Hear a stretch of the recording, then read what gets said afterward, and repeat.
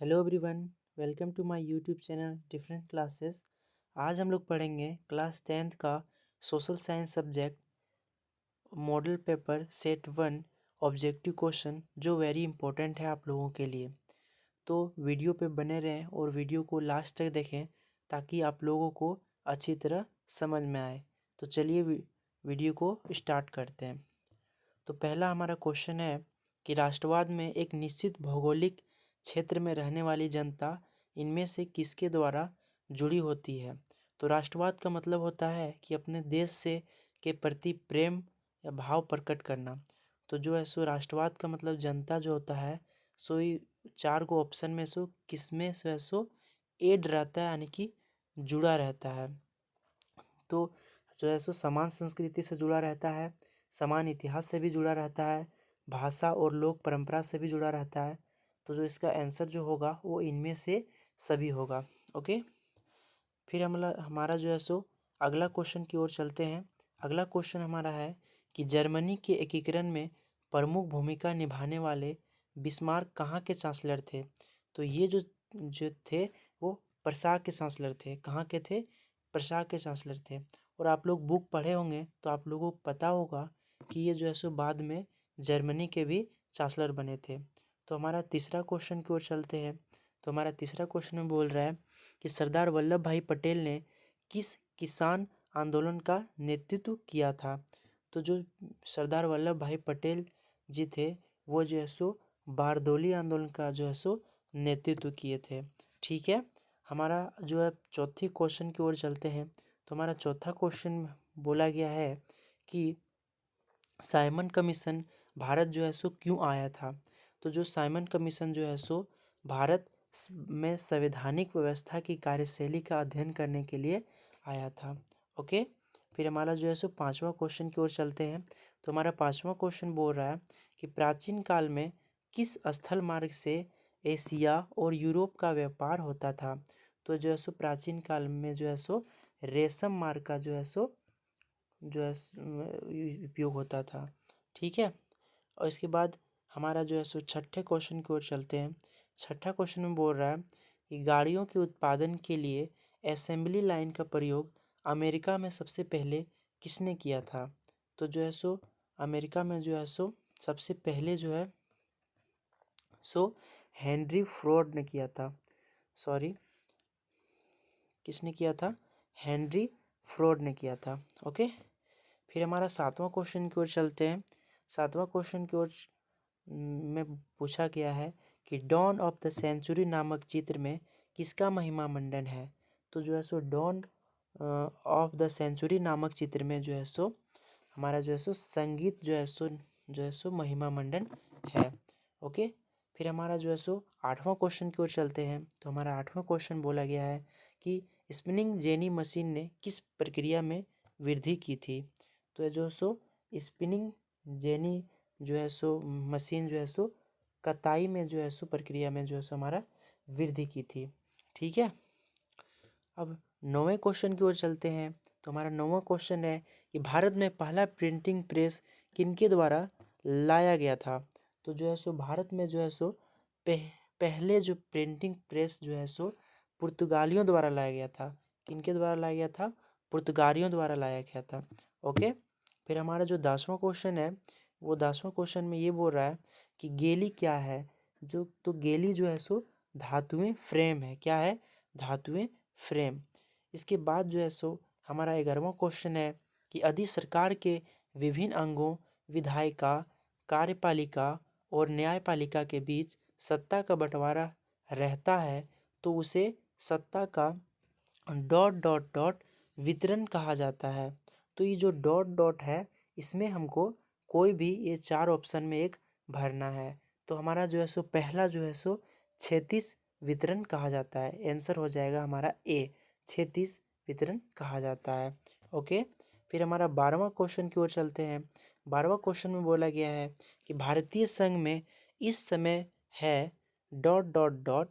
हमारा अगर हम भारत में जो है सो अभी करंट की बात करें तो भारत में जो है सो 28 राज्य और 8 संघीय क्षेत्र है। यानी कि इंडिया में 28 स्टेट एंड 8 यूनियन टेरेटरी है। तो हमारा जो है सो आंसर हो जाएगा बी, 28 राज्य और 8 संघीय क्षेत्र। ओके। फिर हमारा अगला क्वेश्चन है कि मेक्सिको ओलंपिक की कहानी किस आंदोलन से संबंधित है। तो जो है सो मेक्सिको आंदोलन की जो कहानी है वो अश्वेत शक्ति आंदोलन की जो है सो संबंधित है। ठीक है, काला और गोरा के बारे में बताया गया है, इसके लिए आंदोलन ये किया गया था। ठीक है। और हमारा जो सो 14वां क्वेश्चन है कि संविधान के किस अनुच्छेद द्वारा अस्पृश्यता को समाप्त कर दिया गया है। तो सबसे पहले हम लोग जो है सो अस्पृश्यता मतलब का मतलब जो है सो समझेंगे। अस्पृश्यता का मतलब होता है छुआछूत का अंत। जो है सो कब हुआ था, मतलब कि कौन सा आर्टिकल में किया गया था। तो जो है सो आर्टिकल यानी कि अनुच्छेद 17 के अंतर्गत जो है सो छुआछूत को जो है सो समाप्त कर दिया गया था। ठीक है, यहाँ तो कोई दिक्कत नहीं है। ठीक है, चलिए अगला क्वेश्चन चलते हैं। 15वां क्वेश्चन। 15वां क्वेश्चन में बोला गया है कि बामसेफ निम्न में से किसका संगठन है। तो बामसेफ जो है वो है सरकारी कर्मचारियों का। किसका है? सरकारी कर्मचारियों का। ठीक है। हमारा जो 16वां क्वेश्चन है वो इसके बारे में चलिए पढ़ते हैं। 16वां क्वेश्चन में बोला गया है कि भारत में राजनीतिक दलों को मान्यता कौन देता है। तो जो सो भारत में जो है सो राजनीतिक जो दल होते हैं उसका जो है सो मान्यता देता है चुनाव आयोग। कौन देता है? चुनाव आयोग। ठीक है। इसके बाद हम लोग चलिए अगले क्वेश्चन की ओर चलते हैं। 17 नंबर का क्वेश्चन पढ़ते हैं। 17 नंबर में क्वेश्चन बोल रहा है कि लोकतांत्रिक सरकार होती है। तो लोकतांत्रिक सरकार जो होती है वो होती है उत्तरदायी सरकार भी होती है, सही है, जिम्मेदार सरकार भी होती है, वैध सरकार भी होती है। तो हमारा जो है सो तीनों होती है। तो उपरोक्त सभी, तो हमारा की कौन हो जाएगा? हमारा जो आंसर हो जाएगा वो हो जाएगा डी, उपरोक्त सभी। ठीक है। फिर जो हमारा 18 नंबर का क्वेश्चन बोला गया है वो बोला गया है कि लोगों को राजनीतिक सुधार लागू करने में और सशक्त बनाने वाला कौन सा अधिनियम श्रेष्ठतम है। तो जो है सो लोगों को जो है सो राजनीतिक सुधार लागू करने में और सशक्त बनाने में जो है सो सूचना का अधिकार जो है सो जो है सो श्रेष्ठतम माना गया है। ठीक है। इसके बाद जो है सो हमारा जो सो 19वां नंबर का क्वेश्चन की ओर चलते हैं। और 19 नंबर का क्वेश्चन ये बोला गया है कि निम्न में से किस राजनीतिक संस्था में महिलाओं के लिए सीटें आरक्षित है। तो जो है सो महिलाओं के लिए सीटें किस संस्था में आरक्षित है। तो महिलाओं की सीटें जो है सो पंचायती राज में जो है सो आरक्षित है। ठीक है। फिर हमारा जो है सो 20वां नंबर में क्वेश्चन है, बड़ा ही इंटरेस्टिंग क्वेश्चन है कि नर्मदा बचाओ आंदोलन का नेतृत्व किसने किया था। तो किसने किया था? ये जो है से मेघा पाटेकर जी ने किया था। कौन किया था? मेघा पाटेकर जी ने। ठीक है। हमारा जो फिर अगला क्वेश्चन को चलते हैं। अगला क्वेश्चन हमारा ज्योग्राफी की तरफ से है कि समापत्तिया के आधार पर संसाधन कितने प्रकार के होते हैं। तो समापत्ति के आधार पर हम लोग पढ़े थे एक बुक में कि 2 प्रकार के होते हैं। पहला जो नवीकरण योग्य संसाधन और दूसरा अनवीकरण योग्य संसाधन। तो हमारा आंसर हो जाएगा ए नंबर का 2। ठीक है। फिर अगला क्वेश्चन 22वां क्वेश्चन पूछा गया है कि किस राज्य में काली मृदा मुख्य रूप से नहीं पाया जाता है। यहाँ देखिए ये बोल रहा है कि जो है सो काली मिट्टी जो है सो निम्न में कौन सा ऐसा राज्य है जिसमें नहीं पाया जाता है। ठीक है। तो महाराष्ट्र में पाया जाता है, गुजरात में पाया जाता है, मध्य प्रदेश में पाया जाता है, लेकिन जो राजस्थान है वहाँ जो है सो हमारा जो सो काली मिट्टी नहीं पाया जाता है। तो हमारा आंसर हो जाएगा ऑप्शन डी, राजस्थान। ओके। फिर हमारा 23वां क्वेश्चन में चलते हैं। 23वां क्वेश्चन बोल रहा है कि भारत में जैव विविधता को कम करने वाले कारक कौन है। तो जैव विविधता का मतलब होता है कि जीवों का जो है सो अलग अलग प्रकार का जो है सो समूह। ठीक है। यहाँ पर भारत में जो है सो जीवों का अलग अलग जो है सो विविधता है यहाँ। ठीक है। तो जो है सो जैव विविधता को जो कम करने वाला जो कारक है वो निम्न में से सो कौन है। ठीक है। तो वन्य जीव के आवास का विनाश, हाँ ये भी मतलब कारक जो है सो है, क्योंकि जब वन का जो जीव होता है उसका जो आवास को हम लोग विनाश कर रहे हैं जंगल की कटाई करके, तो ये भी उसका जो है सो कारक है। फिर हमारा ऑप्शन बी बोल रहा है कि वन्य जीव को मारना या शिकार करना जी बिल्कुल, आजकल जो है सो जंगलों में जो है सो जीवों को मारा जा रहा है, उसका शिकार किया जा रहा है, तो ये भी उसका कारक है भारत में जो है सो जीव विविधता को कम करने का। जो तीसरा हमारा जो है सो पर्यावरणीय प्रदूषण एवं दवानल। तो जो है सो पर्यावरणीय जो प्रदूषण भी होता है, बहुत सारी फैक्ट्रियाँ जो धुआं गैस निकालता है, वो जो प्रदूषण होता है वो भी कारक है। तो हमारा जो है सो ऑप्शन डी जो है सो उपयुक्त सभी हो जाएगा। क्या हो जाएगा? उपरोक्त सभी। देखिए ये सब क्वेश्चन जो है ना, ये सब बड़ा इंटरेस्टिंग क्वेश्चन है। अगर ये सब आप लोग नहीं मार के आ पाइएगा तो बड़ा ही आप लोगों को बाद में पछतावा होगा। तो ये सब जो क्वेश्चन है सो आपको लोगों को छोड़ना बिल्कुल भी नहीं है। तो चलिए अगला क्वेश्चन पूछते हैं। अगला क्वेश्चन जो है सो बहुउद्देशीय परियोजनाओं का कौन सा लाभ है? देखिए बहुउद्देशीय परियोजनाओं का मतलब होता है कि जो परियोजनाएं लाया जाता है उसमें से सो कौन सा लाभ है। जैसे एक जिसमें बहुत सारी परियोजना का नाम लिखा गया है कि बाढ़ पर जो है सो नियंत्रण पाता है। अगर बहुउद्देशीय परियोजनाएं आता है तो जो बाढ़ पे जो है सो नियंत्रण होता है, ठीक है। सिंचाई की सुविधा होती है, ठीक है। जल विद्युत उत्पन्न होता है, ठीक है। तो हमारा जो ऑप्शन डी होगा वो सही होगा। देखिए इसमें बोल रहा है कि अगर हम एक डैम का निर्माण करते हैं, अगर उद्देश्य जो परियोजनाएं लाता है, अगर हम एक परियोजना लाते हैं, अगर डैम बनाते हैं तो उसमें जो है सो बाढ़ का भी नियंत्रण होगा, सिंचाई की भी सुविधा होगा, जिसमें जो है सो विद्युत का भी उत्पन्न करेंगे। तो इसमें तीनों हो जाएगा, तो हमारा उपयुक्त सभी हो जाएगा, ठीक है। इसके बाद जो हमारा जो 25वां क्वेश्चन है, 25वां क्वेश्चन में बोला गया है कि चाय, कॉफ़ी, रबर, गन्ना, केला आदि किस तरह की फसलें हैं। तो आप लोग बुक में पढ़े होंगे जो चाय, कॉफ़ी, रबर, गन्ना जो है सो रोपण फसलें हैं, इसे रोपा जाता है, ठीक है।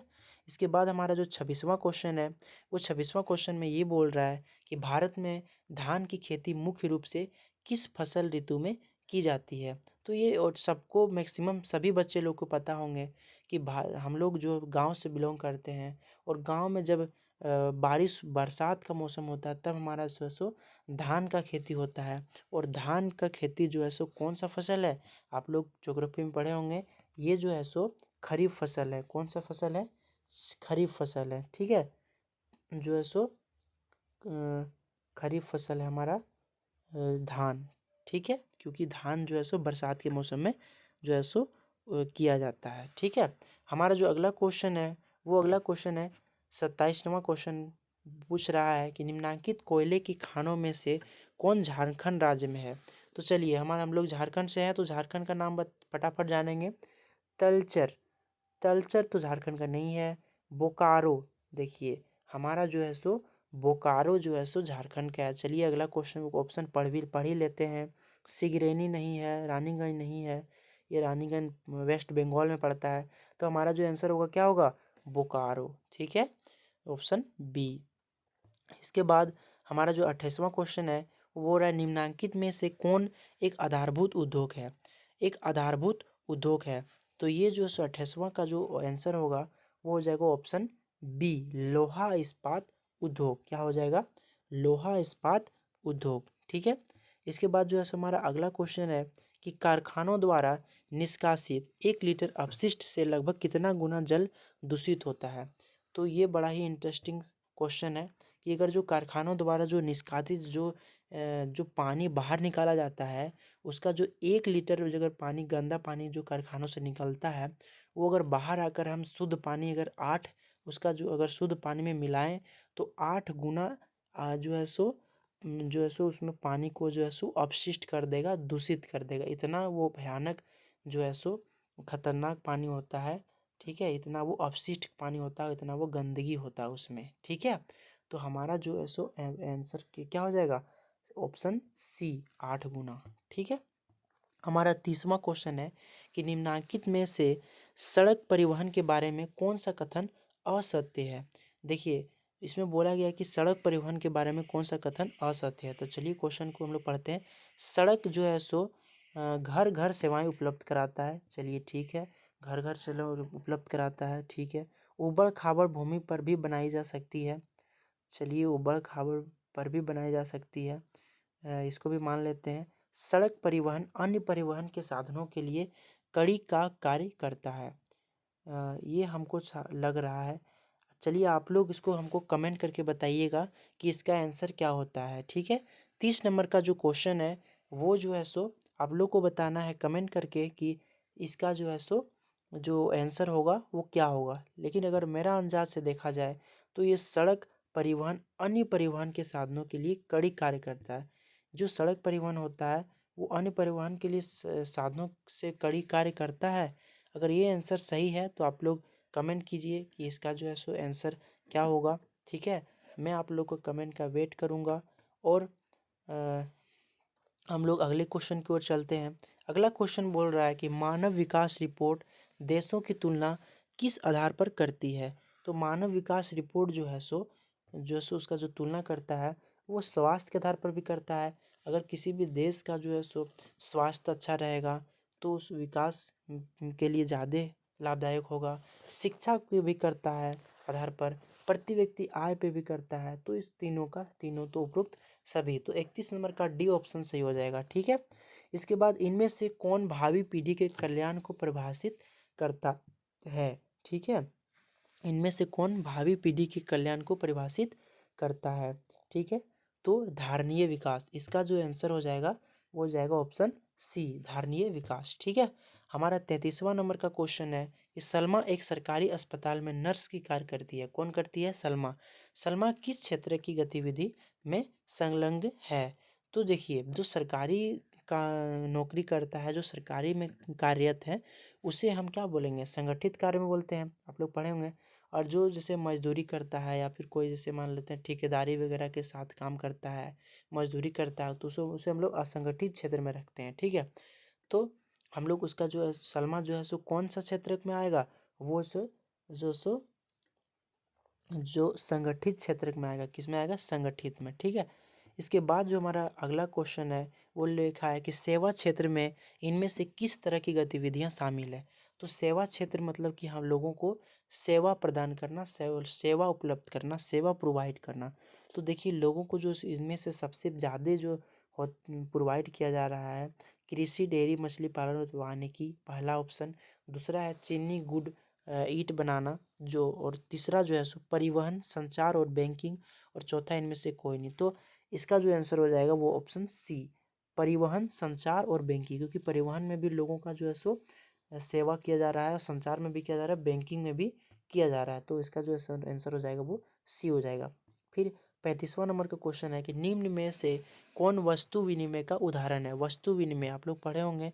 वस्तु विनिमय का पहला है एक गाय के बदले 5 बकरी का सौदा, एक गाय को 10,000 में बेचना, बैंक से गाय प्राप्त करना, गाय का दूध बेचना। तो इसका जो आंसर हो जाएगा वो हो जाएगा ऑप्शन ए, एक गाय के बदले 5 बकरी का सौदा। ठीक है, एक वस्तु के बदले कुछ अलग चीज़ें उसके साथ लेना। ठीक है, ये होता है वस्तु विनिमय। ठीक है, वस्तु का आदान प्रदान करना। ठीक है, हमारा 36वां क्वेश्चन है कि व्यापारिक बैंक के कार्य क्या कार्य हैं। ठीक है, तो अगर हम बैंक का कार्य देखें तो साख निर्माण करना, ऋण देना, जमा स्वीकार करना। तो ये तीनों का तीनों हो जाएगा, तो इनमें से सभी हो जाएगा। ठीक है, हमारा ऑप्शन डी, इनमें से सभी। इसके बाद जो 37वां नंबर का क्वेश्चन है वो बोला गया कि बहुराष्ट्रीय कंपनियों का डॉट डॉट डॉट देशों में उत्पादन पर नियंत्रण होता है। देखिए, बहुराष्ट्रीय कंपनी का मतलब होता है कि वो एक देश का नहीं, वो अन्य एक से अधिक जो है सो देशों में वो कार्यरत होता है।